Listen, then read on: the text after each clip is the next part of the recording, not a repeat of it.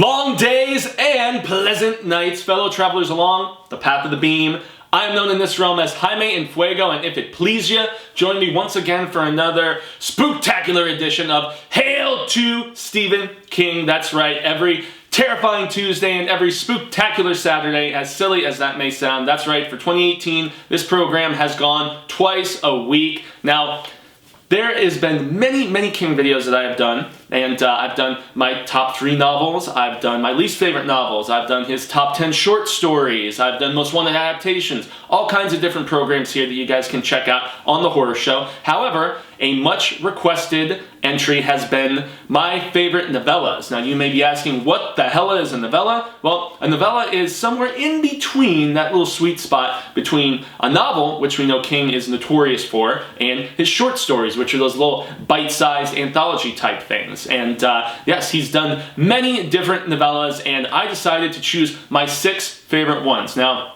I have to give some forewarning here. Not everyone's favorites are going to be on here. Yeah, that's because of the fact that, hey, I decided to choose one entry from his different, collections of novellas, and he did different seasons, which had 4 entries, one for winter, one for spring, one for summer, one for fall. He also did 4 Past Midnight, which was another 4. We have The Hearts in Atlantis, which was a great collection of all interconnecting novellas, and he also most recently did 4 Past Midnight. So there are going to be some omissions that might not make you guys very happy, but you know what? It's totally okay, because once again, this is just my personal opinion, okay? So let's just leave it at that, and you can berate me in the comments below. Make sure to, like and share this video if you dig what I'm doing on this program. So let's just jump right to his very first collection of novellas, Different Seasons, which is right, bammer, right there. And 3 of these 4 have already been adapted, and the 4th one, The Breathing Method, is actually being turned into a TV series, I believe is the word that is spreading around right now. And yeah, The Breathing Method is, it takes place at this, it's like a high society speakeasy kind of club, and this woman, they're telling a tale there of this woman who gets her head cut off, and yet she still continues to go in labor despite this accident that she gets in a taxi after that she's on her way to the hospital and whatnot in labor. So I'm not sure if it's going to be like a direct adaptation of that, or just this club in general, which pops up in a bunch of different King stories. And there was also Rita Hayworth and Shawshank Redemption. Everybody knows Frank Darabont did that so amazingly. But you got to keep in mind that I am not going off of adaptations here. I'm trying to separate, anything that was put to screen from the source material. The Body is also another one that everybody loves. Rob Reiner's Stand By Me. That's considered one of the best King adaptations. But the one that I chose from these is actually the only one that I felt like was, besides The Breathing Method, which had like a supernatural essence to it a little bit, Apt Pupil.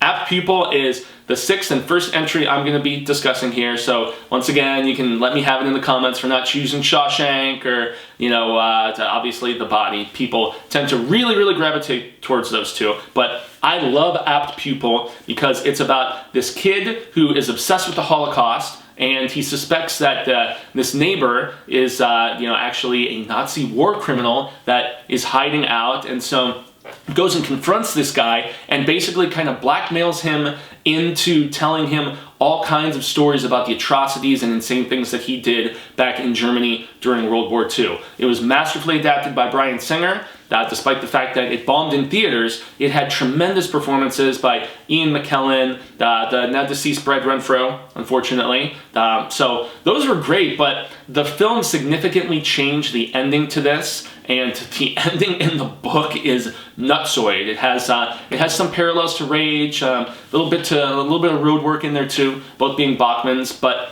yeah, man, I have to say that Apt Pupil is my favorite of those 4 novellas that all had kind of a seasonal flair. And this was the summer novel, and just the obsessive downward spiral that this crazy kid just finds himself falling into as he becomes just more and more fascinated by everything that he's hearing. And the ending to this is nutsoid in comparison with what we got on screen. So I have to mention Apt Pupil first and foremost. It's awesome, and it's definitely one of my 6 favorite novellas that King has ever done. So we're going to shift gears a little bit ahead Now to Skeleton Crew. Now Skeleton Crew is pretty much all short stories with the exception of the very first entry, which originally appeared in Dark Forces, I believe, if I'm not mistaken, 1980, but that is The Mist. Yeah, guys, The Mist is badass for the sheer fact that it's got creatures in it, and it's got that whole cosmic, Lovecraftian type thing,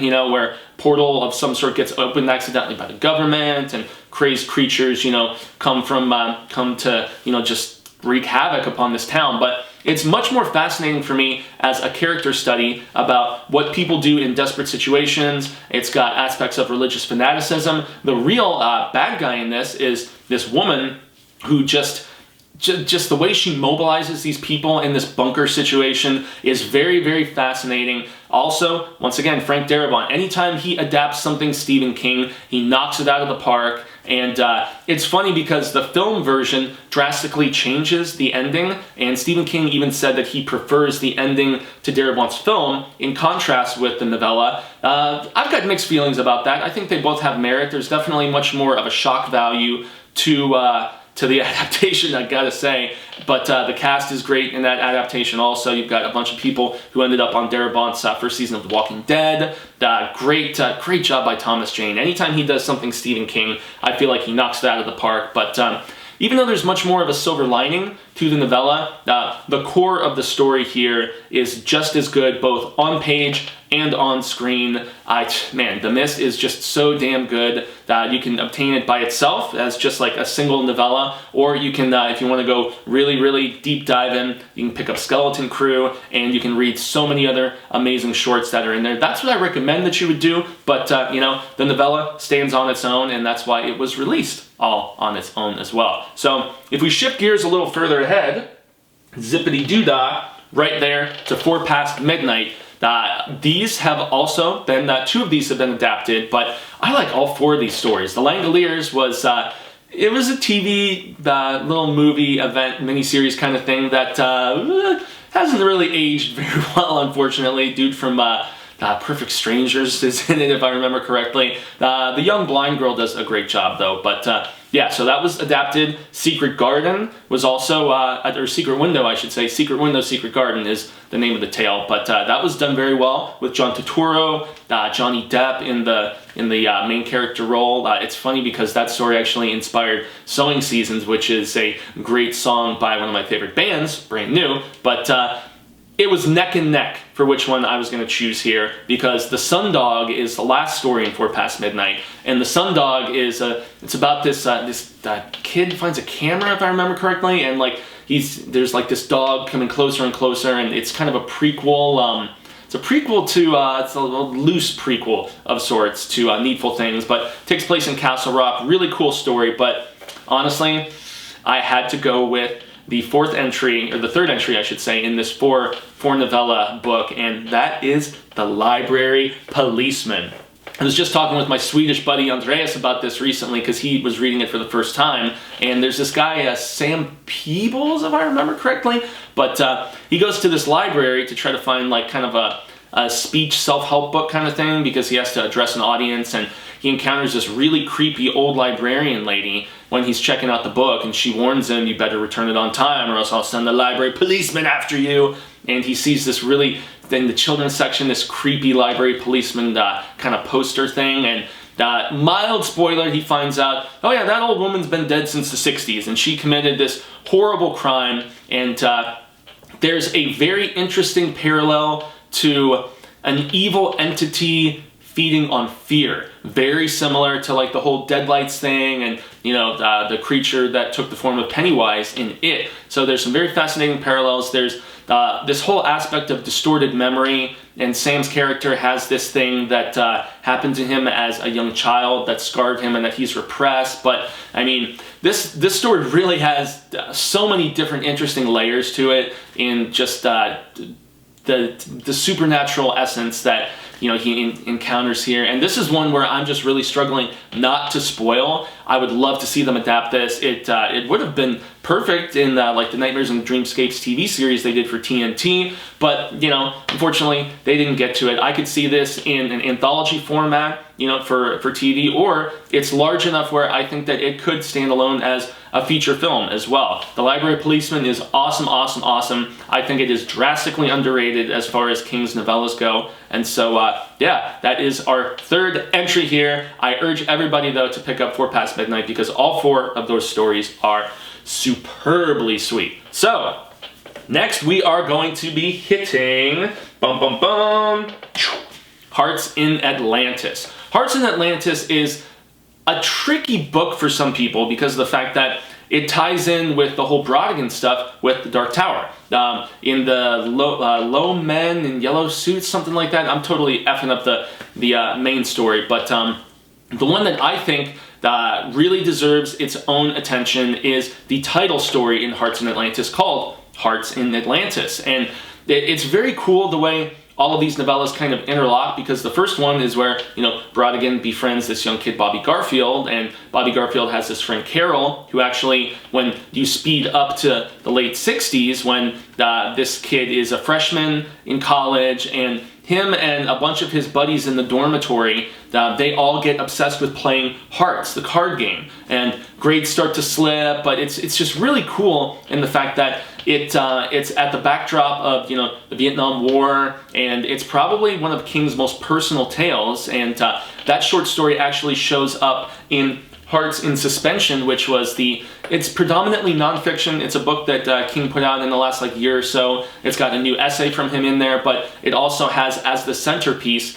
this story, and it's cool to see Carol come back, Bobby Garfield's friend, and she becomes like a brief lover of this kid who's the main character, and it's just, I'm so happy that they're finally adapting this into a film, because they really just took the Bobby Garfield character and made him the centerpiece of the film. They took out pretty much all of the Dark Tower connections with these low men and what they really signified. And the film, which had the late great Anton Yelchin in a young role, as well as Anthony Hopkins as Brodigan, I feel like it's a pretty damn good adaptation, but it's unfortunate that those other stories overshadowed the one that I personally thought was the best one, which was the title story, Hearts in Atlantis. And yeah, just seeing the Carol character once again, in college, and just it's such a good book, and it's just the camaraderie of these young kids, and I guess they're kids even though they're freshmen in college. So it's heartwarming, it's fascinating, and it's not really supernatural in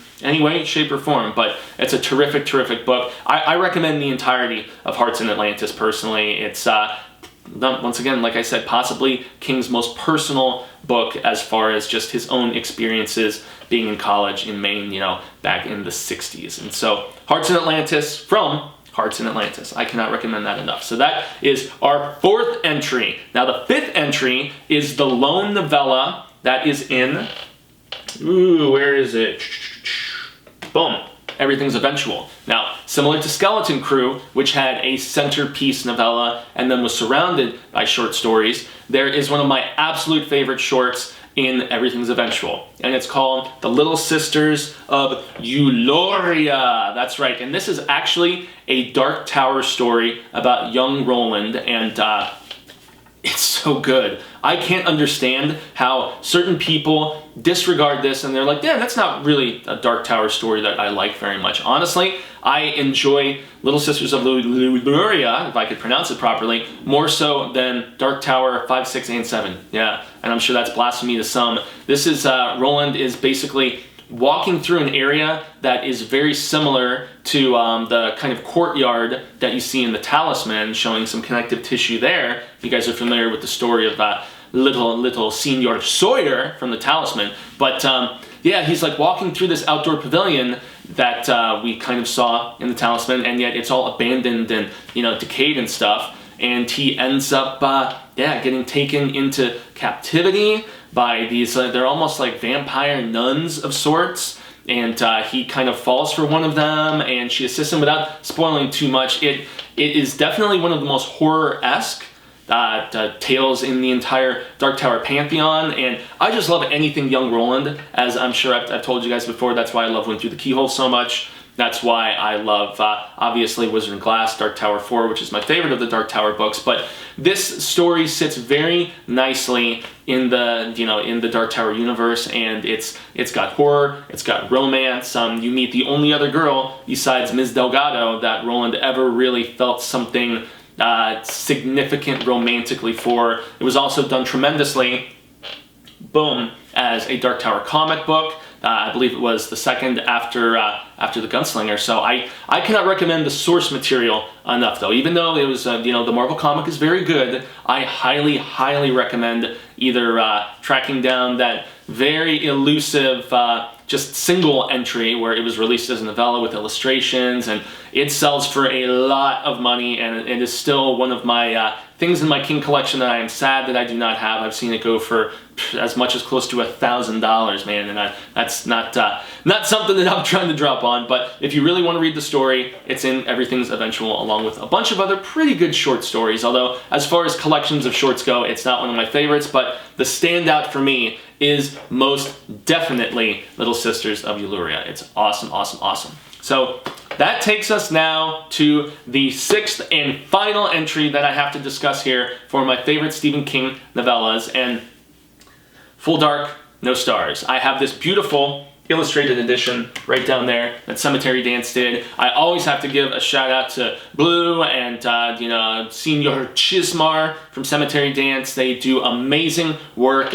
You see tons of their stuff is here on my shelf. I'm anxiously awaiting my Sleeping Beauties Deluxe Edition, but all four of these novellas in Full Dark, No Stars are amazing. 1922 was fantastically adapted by Netflix with Thomas Jane most recently. You've also got Fair Extension, which I discussed in a recent video, which is the shortest of the novellas in there. You've also got Big Driver, which is probably my least favorite of the stories, but still fascinating, about this female writer who gets kidnapped by this serial killer guy, escapes. I believe Mario Bello was in the adaptation of that. Pretty good, even though it's my least favorite of those. But my favorite story in Full Dark, No Stars is most definitely the final entry. It's called Good Marriage. And this is basically exploring the idea of how well could you really know somebody, especially somebody that you've been married to for decades at this point. And this woman's husband is, I believe he's on a business trip or something, if I recall correctly, and she's out in his garage, and she just happens to drop something that kind of rolls under a shelf in there, and she discovers something frightening about her husband. And I can't spoil what it is, but it basically turns everything in their marriage on its head. And it's fascinating for the sheer fact that what happens when she confronts her husband about what she discovers is probably not what you would anticipate transpiring, especially with the subject matter that they explore in this. And once again, I'm trying my damnedest not to spoil anything. This was adapted into a film recently that I still have yet to see, unfortunately. It's in my Netflix cache, and it's just one of those King adaptations that, even though I've named it as one of my top 6 novellas, I have yet to see it. And that's because I heard the adaptation was just kind of so-so, and after I was not so impressed with Big Driver's adaptation, this is one that just fell through the cracks. But as I was looking at all of the different potential selections for my favorite novella, I have to go with A Good Marriage, just because of the fact that the twist, once again, with the confrontation and where things go when she reveals that she knows her husband's secret is just not what I expected, and a very, very just fascinating bit of writing. And, once again, it just explores those tropes of how well do you really know somebody, and just what ginormous secrets they could potentially be, basically living a double life, so to speak. So that's my 6 favorite Stephen King novellas. Let's count them down one more time, shall we? From different seasons, yeah, I went for The Underdog, I went for Apt Pupil. From Skeleton Crew, I went with The Mist. Damn good. Pick it up by itself or with that collection of great shorts. From 4 Past Midnight, we have The Library Policeman, insanely underrated. Shout out to my buddy in Sweden, Andreas, once again, man.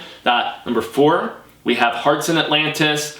Hearts in Atlantis, yeah, and I cannot wait for that feature film. That is, from what I was reading, it's in the can, and they're just trying to find distribution and stuff to it. It's a story that I think really, really shines, and it can be obtained both in the Hearts in Atlantis book or in that Hearts in Suspension book that is right up there on my shelf. My most recent Stephen King edition, that it's just a hell of a story. It's so, so good.